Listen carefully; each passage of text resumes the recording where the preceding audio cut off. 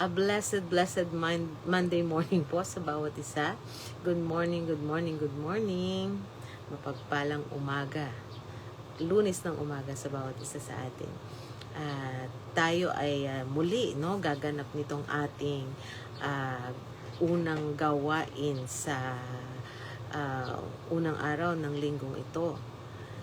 Tayo ay nasa week 3 ng ating Youth in Action.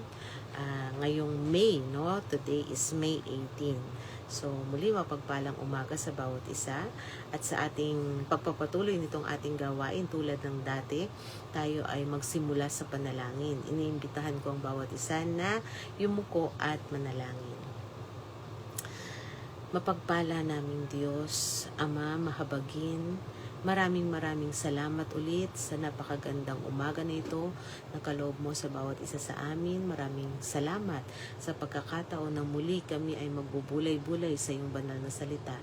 Kasyahan mo po kami ng iyong banal na spirito, samahan mo po kami sa gawain ito. Gabayan mo po ang iyong lingkod na siyang mangunguna sa pagbabahagi ng iyong banal na salita. Bigyan mo po ako ng karunungan at tulungan mo po ako, Panginoon, na maibahagi ko ang iyong mga salita ng tama at may kalinawan. Tulungan mo rin, Panginoon, ang bawat isa na nakakasama namin online, mga nanonood ng replay ng live na ito, na patuloy po nawang lumago sa kanilang pananampalataya, sa kanilang buhay Kristiyano, at tulungan mo, Panginoon, na patuloy silang maging liwanag sa lahat ng taong nakakasalamuhan nila. Dinadalangin ko din, Panginoon, ang iyong pagbabasbas at paggabay sa gawaing ito, Panginoon. Ikaw po nawa ang magpalago sa gawaing ito. Patuloy mo pong palaganapin ang iyong banal na salita at makarating po nawa ito, Panginoon, sa maraming tao na nangangailangan, Panginoon, ng iyong gabay at ng iyong aral. At patuloy din namin hinihiling ang iyong mapagpalang haplos sa anak mo na mga dumaraan sa mga pagsubok sa buhay at mga pagkakasakit. Patuloy kong hinihiling ang iyong pagsama kay Christine, sa aking best friend, at sa kanyang mga kapatid na ngayon na pumanaw na ang kanilang ina. Patuloy naming hinihiling ang iyong gabay sa kanila at ikaw po nawa ang patuloy na magbigay kaaliwan sa kanilang nalulumbay na damdamin. Patuloy din namin hinihiling ang iyong presensya sa iba pang mga mahal namin sa buhay at kapatiran na hindi man namin alam ang kanilang mga pinagdaraanan o kung sila man ay may mga karamdaman, pero patuloy namin silang hinihiling na abutin mo po sila, Ama, haplusin at tulungan, Panginoon. At gayon din ang mga kapatiran namin na hindi nakaka-attend sa mga ganitong klaseng gawain. Tulungan mo po, Panginoon, na nawa sa susunod na pagkakataon ay makasama namin sila sa ganitong gawain. Patuloy mo po kaming gawing karapat-dapat, Ama, sa iyong harapan. Linisin mo po kami at gawing katanggap-tanggap. At muli ang lahat ng ito'y dalangin namin sa matamis na pangalan ni Jesus. Amen. A blessed morning po ulit sa bawat isa sa atin. Ayan, mapagpalang umaga kay Ading Shirley. Ayan, at sa lahat ng kasama mo sa iyong tahanan. At today, Monday, nandito na tayo sa ating week 3. Heto ang simula ng ating week 3. So pagkatapos nating ayusin yung ating relasyon sa loob ng ating home court o ng ating tahanan, ayan, oras na para lumabas sa school court. Ayan, dito natin sisimulan ang usaping offense versus defense. Ayan. Etong mga salitang to, madalas ninyo itong naririnig kung kayo ay mahilig manood ng basketball. Ayan, kasi madalas ko itong naririnig sa basketball. Ayan. So, hindi po ako sporty person, hindi ako athletic.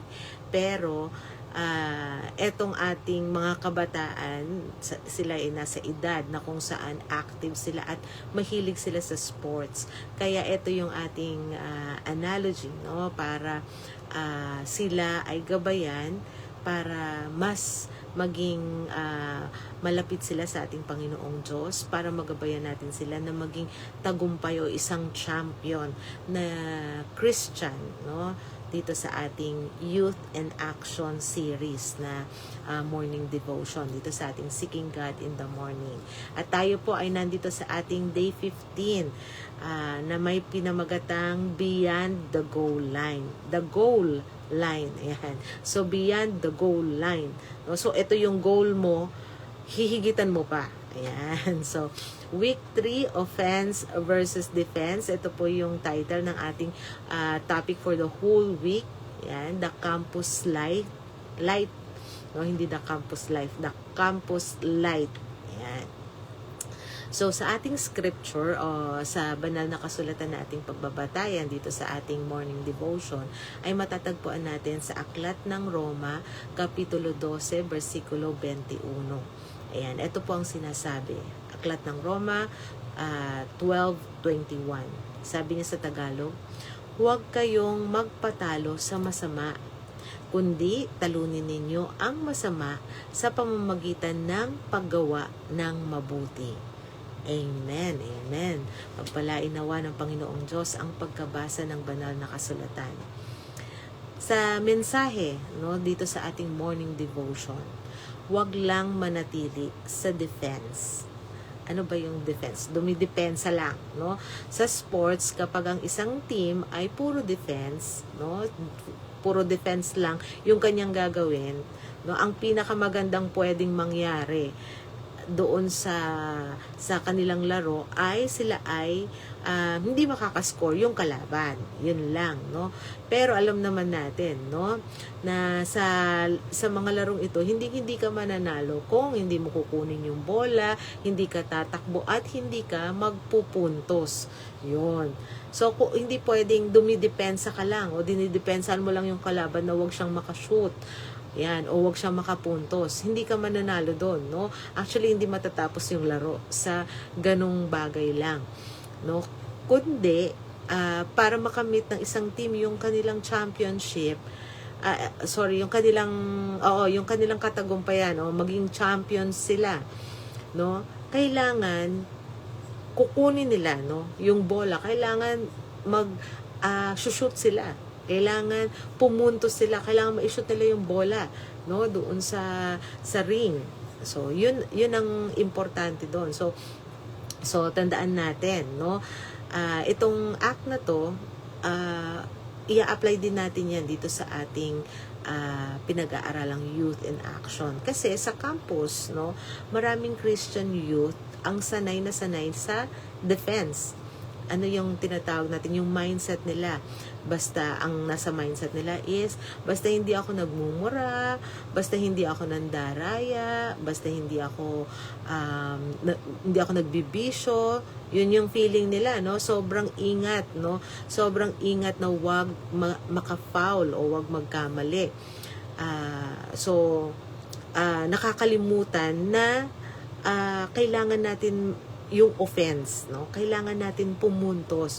So, hindi lang basta tayo okay na, no? Na hindi tayo nagmumura, hindi tayo nandaraya, hindi tayo sumasagot, no?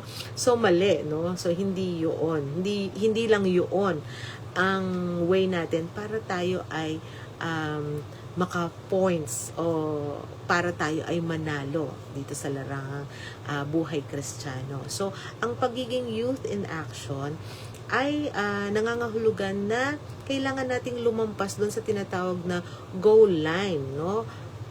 Para maging aktibo tayong influencer ng ating Panginoong Diyos.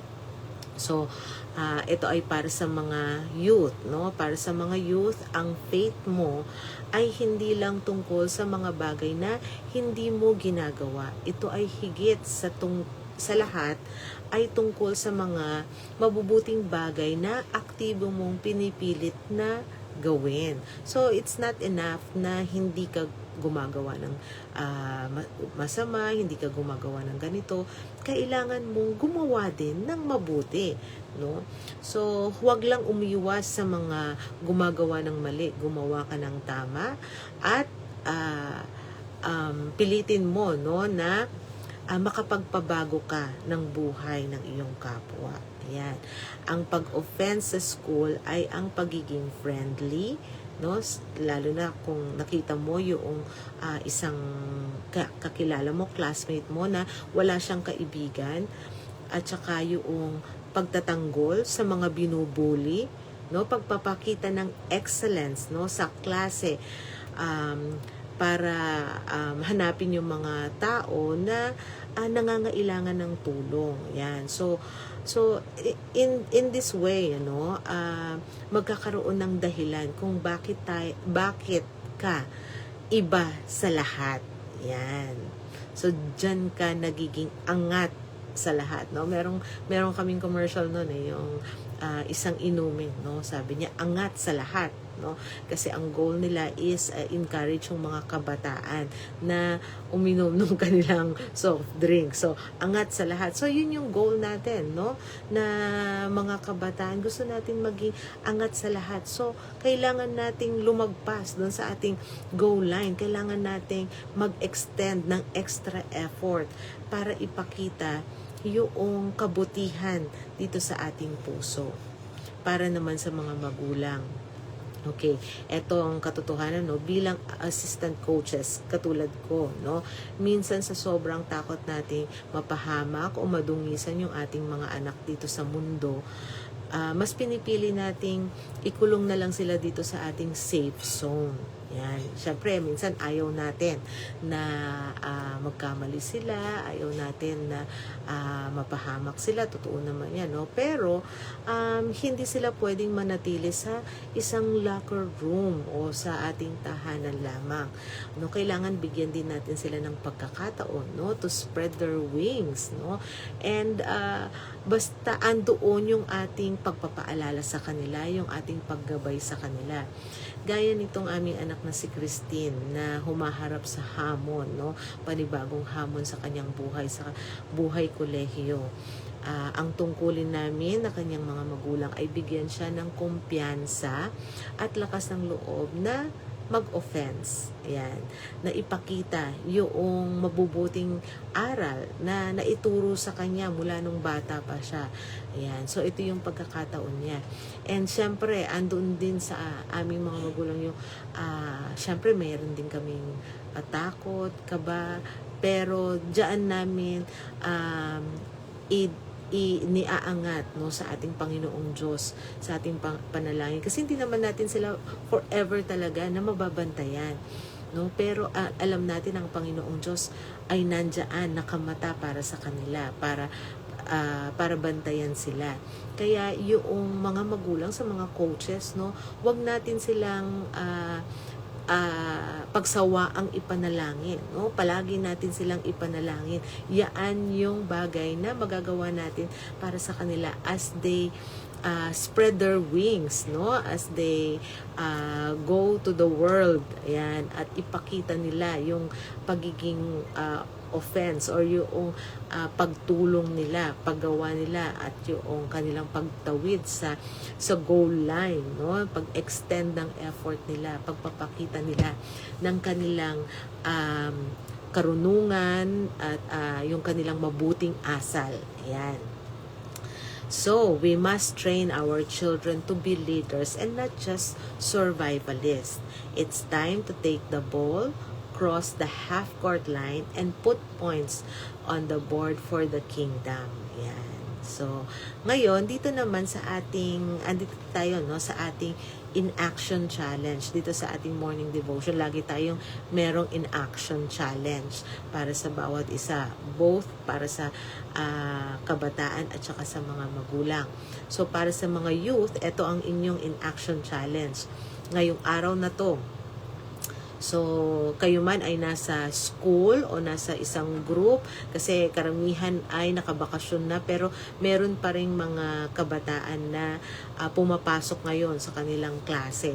So, ngayon, ang inyong in-action challenge ay humanap ka ng pagkakataon na mag-offense o maipakita mo yung offense. Ayan. Huwag mo lang basta tiisin ang isang kaklaseng masungit, Ayan. Subukan mo siyang batiin ng may ngiti o tulungan ng isang lesson, no? To overcome, no? Evil with good. Yan. So, yun yung inyong in-action challenge. Pero dito sa in-action challenge nyo, actually merong katanungan. Ayan. Merong nagtanong. Ayan. Nung pinaprepare ko to, may nagtanong. So, paano ka ngingiti? Yun yung kanyang tanong. Kasi di ba, syempre, gusto mo nga, no, na magkaroon ng initiative dito sa isang classmate mo na, o kakilala mo na hindi ka nginingitian, no? So, ngayon hindi mo naman alam mo yung pinagdadaanan niya, bakit hindi siya ngumingiti, no? Pero ikaw, no, pipilitin mo ngayon mag-smile para sa kanya, no? Para makapag bigay ka ng good vibes. Pero syempre, kung meron siyang pinagdadaanan, so imbis na mag-smile din siya, pwedeng maasar siya, 'di ba? Yan, okay. So ano yung dapat gawin ng isang isang kabataan, no? Kailangan niya rin maging sensitive, 'di ba, sa feelings ng iba. So, sa totoong buhay, no, lalo na sa school campus, kapag ang isang kaklase ay may pinagdaraanan o yun na nga, no, broken-hearted, bagsak sa exam, o may problema sa pamilya, ang force is smile, no? Yung pilit na pagngiti ay mukhang talagang insensitive o mapang-asar para sa kanila. Kung halimbawa pipilitin mo ngumiti para sa kanila, no? I-smilean mo pa, may pinagdaraanan pala. So, parang sa kanila nang aasar ang dating. So, sa sports, ayan, so, since ito yung ating analogy, sa sports, ang isang magaling na offensive player ay hindi lang basta-basta tumatakbo at bumubunot ng tira, no? Yung basta na lang tumitira, no? O yung pikit mata na itatry mo lang, no? So, hindi ganon. Hindi ganon yung pag nakakuha ka ng bola, parang, shoot, sana mag-points. Hindi ganon, no? So, ginagamit niya yung kanyang court vision. Ayan. So, may court vision, no? At binabasa ang sitwasyon para alam niya kung kailan ipapasa yung bola at kung kailan hihinto. Ayan. So, parang maging sensitive. Yun. Kailangan niyang maging sensitibo, no? Sensitibo at magkaroon nitong tamang timing. Yun yung kailangan, no? Yung ating offense style kay Lord. Narito meron ako ritong 3, no, strategic steps para dito sa ating pagiging sensitibo at magkaroon ng correct timing, no. So, number 1 dito sa ating defense, no, bantayan ang sitwasyon. Bago ka gumawa ng move, basahin mo muna ang body language ng kaklase mo. Ayan. So, makiramdam ka, no? Matuto kang makiramdam. Kung nakasubsob yung ulo niya sa desk, ayan, umiiyak o halatang galit, no? O yung pagngiti sa kanila ay pwedeng, syempre, mamasamain nila, no? Bilang kawalan ng pakiramdam. So, ang tamang offense dito ay hindi masayahing ngiti, syempre, kundi yung empathy, no? Yung pakikiramay. So, imbis nang ngumiti ka, maaari mong baguhin yung expression, no? Yung expression ng iyong muka into a gentle and more caring look. Ayan. So, number 2 naman, no? Change the play. Ibahagi yung tamang tulong. So, ano yung tamang pagtulong na dapat nating ibahagi? Ang offense o paggawa ng mabuti ay maraming mukha. Hindi lang ito limited, no, sa pagngiti o sa pagiging isang masayahin. Kung hindi, yung angkop ng ngiti, no? Yung minsan palitan mo, kailangan mong palitan yung play, no? Kung halimbawa kailangan niya ng sincere, no, na look ng concern, yun ang i-change mo, no, sa iyong face, no? Kahit masayahin ka, etong isa ay teka, wait lang, ano siya, no? Parang alangan namang although masaya ka, no? Parang kailangan mo ring medyo i-hide ng konti, no? Para hindi naman maging mapang-asar, no? Yung dating doon sa iyong kasamahan na merong pinagdadaanan sa buhay. So, meron tayong tinatawag dito na the silent assist, no? Mag-iwan ng sticky notes, no, sa desk niya na may nakasulat na, hey, napansin kong medyo malungkot ka ngayon. I'm praying for you, no? Yung mga ganon, no, na mga messages. O kaya abutan mo siya ng tissue o tubig, no? Pagka halimbawa nakikita mo talaga na patuloy pa siya, no, na umiiyak. Yan. So, kailangan natin ng active listening. Yan. Lumapit ka at magtanong ng marahan. Okay ka lang ba? Kung kailangan mo ng kausap, andito lang ako. Minsan, ang pinakamalakas na offensive play ng isang Christian ay ang hindi pagsasalita, kundi ang pagpapahiram, no, nung tenga natin, yung listening, no, yung pagiging active natin sa ating pakikinig sa sitwasyon ng ating kaibigan, yan, o ng ating kakilala. So, meron ditong 3 mastering master the timing, no? 3 steps in mastering the timing. Ayan. So, bago tayo dyan sa 3 steps na yan, basahin muna natin yung nakasulat, no, sa Ecclesiastes chapter 3 verse 7. Sabi niya, may panahon ng pagtahimik at panahon ng pagsasalita. Yan. Yun yung nakasulat, no, sa Ecclesiastes chapter 3 verse 7. So, kung sa tingin mo ay sarado ang puso niya o mainit, no, yung kanyang ulo, mag-hold muna tayo ng ating bola, no? Hold our peace. Ayan. Wag muna tayong rumatsada, no? Or kahit alam mo yun, pipilitin mo siyang pasayahin na hindi nga siya, no, hindi nga niya feel, no, yung maging masaya. So, kailangan matuto muna tayong tumahimik. Number 1, ipagdasal, no? Ipagdasal muna natin siya, no, ng tahimik, no, mula sa puso natin, no?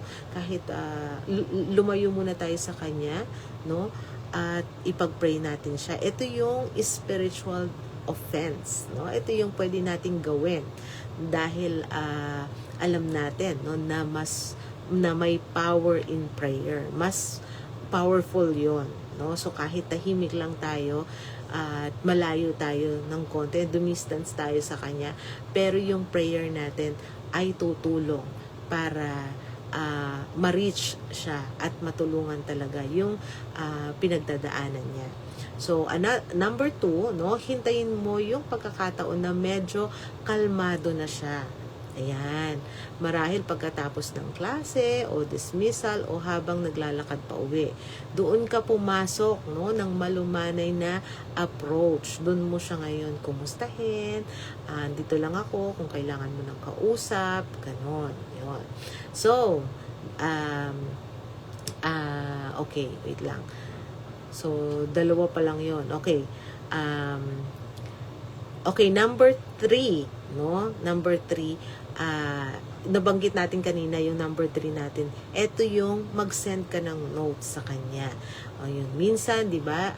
Minsan gusto lang niya mapag-isa, pero pwede kang magkaroon ng sticky notes or kaya any short paper na pwede mong dun isulat sa kanya yung encouragement na, or ito yung Bible verse na nabasa ko ngayon, gusto ko i-share sa iyo. Ayan, ibigay mo lang sa kanya at makakatulong yon para mas lumubag, no, yung kalooban niya. Yan, okay. Another, no, meron pa rin tayo rito mga tinatawag nating coach's tip para sa mga youth. Tandaan ang layunin ng ating offense, no? Ito ay hindi para magmukha tayong perfect o laging masaya, kundi para iparamdam ang pag-ibig ni Jesus. Ayan. Kasi alam mo, minsan pagkahabang nagbibigay ka ng good vibes, nagpapasaya ka, parang feeling nila ang perfect ng buhay mo kasi lagi kang masaya. Parang lagi kang puno ng naibubuhos mo sa kanila. Pero ang totoo nun, ang pumupuno kasi sa iyo si Lord. Ayan, dumadaan ka rin naman sa mga pagsubok sa buhay. Pero minsan, ang tingin nila, ang perfect mo. Ayan, parang ayaw kita kasi parang iba ka sa akin o iba ka sa lahat, no? So parang nagiging iba tuloy yung dating, no? Pero ang totoo nun, no, si Jesus, siya yung nagpupuno sa atin. Kaya tandaan natin, no, si Jesus, kapag may nakikitang umiiyak ang ating Panginoong Jesus, hindi siya ngumingiti lang ng pilit, no? Siya ay nakikiramay at umiiyak din kasabay nila. Yan, natandaan nyo, no? Meron tayong the shortest verse sa Bible, Jesus wept. Ayan, umiyak siya doon sa mga nagdadalamhati nung mga panahon na yon. So, ang tunay na Christian, ang tunay na Christian influencer ay marunong makiramdam ng tibok ng puso ng iba. Ayan. So, sa tingin mo ba, ayan, makakatulong yung ganitong perspective para sa mga kabataang natatakot na baka ma-misunderstand sila ng kanilang mga kaklase? Yes, sure win. Ayan. Yung ganitong paraan, sigurado ako, no, na mas marireach mo sila, mas mauunawaan kanila, no, na ang goal mo lang is tulungan sila maka-overcome sa kanilang pinagdaraanan, and in that way, no, doon nila makikita na si Lord ang coach mo, siya ang umaangat sa iyo, siya ang ating head coach. Ayan. Okay, para naman sa mga magulang, ito ang inyong in-action challenge sa ating mga magulang. Tanungin ang inyong anak ngayon, anong mabuting bagay ang nagawa mo para sa mga kaklase mo ngayon, o mga kaibigan mo ngayon. O anak, ano bang nagawa mo ngayon para sa kanila? Meron ka bang natulungan? Yan. So, i-shift ang focus mula sa pagtatanong lang, yung hindi pwedeng, yung basta lang nakaiwas ka ba sa gulo, anak? Hindi ganon, no? So, bigyan mo rin sila ng boost na oo, ayaw natin na sumasama ka sa gulo, pero try mo rin na tumulong ka, no? Hindi lang yung witness ka lang sa kanila, no? Gumawa ka rin ng alam mo na makakatulong para sa iyong mga kaibigan, sa iyong classmates, sa iyong grupo, yung makikilala ang pagiging Kristiyano mo at mag-glorify ang ating Panginoong Diyos. Ayan. So muli, napakagandang paalala po, no, sa bawat isa sa atin sa umagang ito, dito sa ating umpisa nitong ating week 3 at dito sa ating naging topic, no, kasi dito talaga sa week 3 natin, ito na yung offense versus defense, no. So, tandaan natin, wag lang tayong offense, no? Wag lang tayong defense, mag-offense tayo. Mag-move forward, kuhanin ang bola, i-shoot, pumuntos. So, maging influencer tayo ng ating Panginoong Diyos. At bago tayo magtapos dito sa ating morning devotion, tayo po ay yumuko at manalangin. Ama naming Diyos na makapangyarihan sa lahat, maraming salamat po sa napakagandang mensahe mo, Panginoon, sa amin sa unang araw ng linggong ito. Maraming salamat, Panginoon, sa pagtulong mo sa amin, sa pagbibigay mo sa amin ng karunungan, at lalo't higit sa aming mga anak na patuloy naming hinihiling na ikaw po ang mag-ingat sa kanilang buhay. Tulungan mo sila, Panginoon, na mag-move forward at hindi lamang manatili sa kanilang goal line, kundi, Panginoon, mag-extend ng kanilang effort para mas makita ang iyong kapangyarihan, Ama, at mas mag-glorify ka pa. Ikaw po ang mag-ingat sa kanila, maggabay sa kanila, magbigay sa kanila ng karunungan, Panginoon, para magawa nila ang tama. Ilayo mo sila sa anumang mga kapahamakan at magbigay katagumpayan po nawa. Ikaw po nawang magbigay katagumpayan sa bawat isa sa kanila. Gayon din sa mga magulang, Panginoon, tulungan mo ng bawat isa sa amin ay maging mabuting halimbawa, Panginoon, sa aming mga anak, at patuloy kaming maka-encourage, padama ng pag-ibig sa aming pamilya at patuloy, Panginoon, na mag-glorify ka din sa lahat ng aming mga ginagawa. At Ama, patuloy mo po nawa kaming gawing karapat-dapat sa napakadami mo pong biyaya at pagpapala sa amin. At muli ang lahat ng ito'y dalangin namin sa matamis na pangalan ni Jesus. Amen.